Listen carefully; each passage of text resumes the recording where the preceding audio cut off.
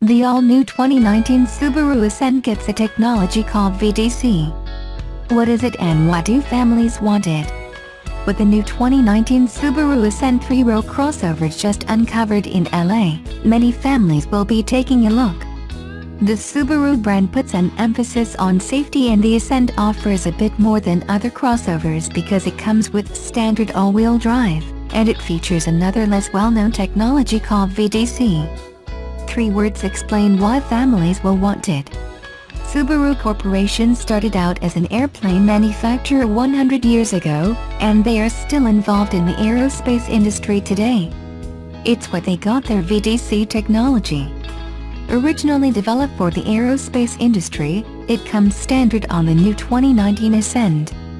First introduced as an option in 2001, it has been standard on every Subaru since 2009. How does VDC work? In 3 words, VDC prevents skids. VDC uses sensors to let the Ascent know exactly where you want the vehicle to go, where it's actually going, and makes sure those 2 places are the same.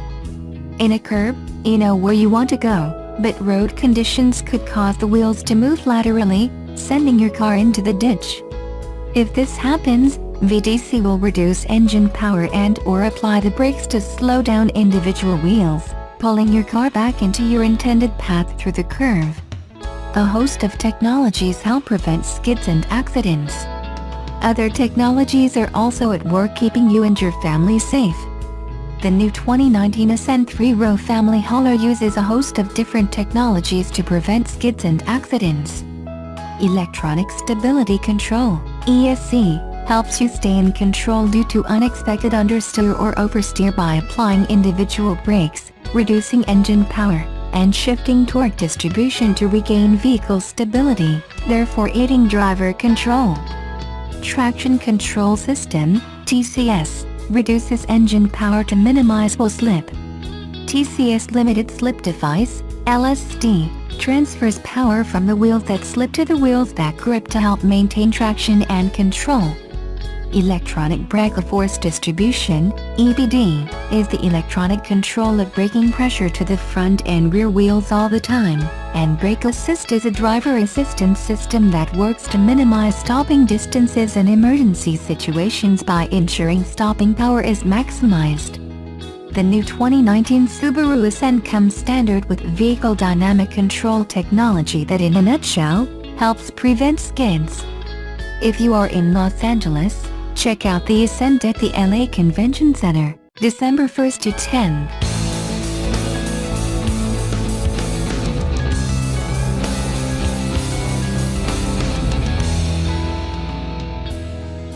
The Tesla Model 3 was launched several months ago, but deliveries of the vehicle are still pending to hit full throttle. This is to be expected as Tesla has got no experience in handling big volume production, but they are getting to their intended production target soon. It was reported earlier today by the folks at Untitled Chapter that production of the Model 3 might hit a new high of 5,000 per week at the start of 2018.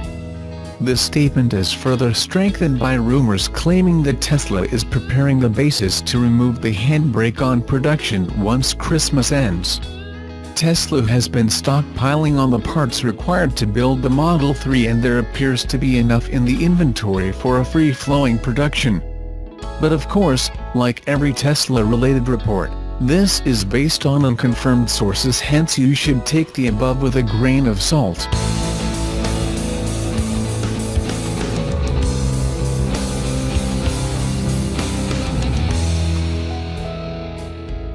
This year, upstart automaker Tesla faced its biggest test yet, introducing the Model 3, CEO Elon Musk's long-promised electric car for the masses. Fans and foes are still waiting for the results. Model 3 production and deliveries have lagged far behind expectations. Musk handed over the first batch in late July at Tesla's Fremont factory, and the company confidently predicted it would build 1,500 in the third quarter, revving up to 5,000 per week by year's end. Instead, the company made just 260 in the third quarter, averaging fewer than 3 per day. Those delivered went to Tesla employees who had ordered them, with the employees serving as testers to shake out any bugs in the cars. Tesla confirmed last week that non-employee deliveries are finally beginning to take place. Fourth quarter production and delivery numbers will likely be released next week. For Tesla, the first new American car company in decades to survive infancy, 2017 was supposed to be a time of transition, from boutique automaker for the rich to a mass-market player. Musk's goal is nothing less than shifting the world to sustainable transportation, and he has grand plans to crank up manufacturing for all three of the company's models, to the point where Tesla can build 500,000 cars in 2018. Even for established automakers, introducing a new model is not easy.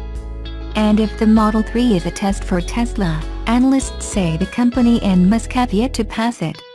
"I want to see him start executing and delivering on those fantastic ideas of his," said Rebecca Lindland, senior analyst for the Kelley Blue Book Auto Information Service. She has a personal stake in Musk's ability to deliver. She's one of an estimated 400,000 people who put down $1,000 apiece to reserve a Model 3. "I'm somewhere in the 300,000 range, so I'm not waiting in my driveway," Lindland said. Elon tends to overpromise. When he does deliver, it's usually pretty good. The Palo Alto company gave true believers plenty to savor this year. Even as the company worked to ramp up Model 3 production, Musk unveiled the design of an electric semi-truck and a revamped version of its original car, the Tesla Roadster. The Model 3 itself wowed early reviewers with its spare interior, whose dash has almost no controls other than a broad touchscreen. The company also plugged the world's largest lithium-ion battery pack into Australia's electricity grid to guard against blackouts. Musk promised Tesla could complete the installation in 100 days or the pack would be free. The job took 60 days. Tesla installed a smaller grid-tied battery pack in Southern California, and used a combination of solar panels and batteries to restore electricity service to a children's hospital in Puerto Rico, after Hurricane Maria demolished the island's power grid. And yet, the Palo Alto company continues to bleed money. Tesla has only recorded 2 quarterly profits in its 7-year history as a publicly traded company. For the first 9 months of this year, Tesla lost $1.29 billion, compared to $553.6 million during the same period of 2016, as the company labored to expand production. Bloomberg estimated last month that the company was burning through $8,000 per minute. "The free cash burn has been very large this year," said David Whiston, an equity analyst for the Morningstar research firm.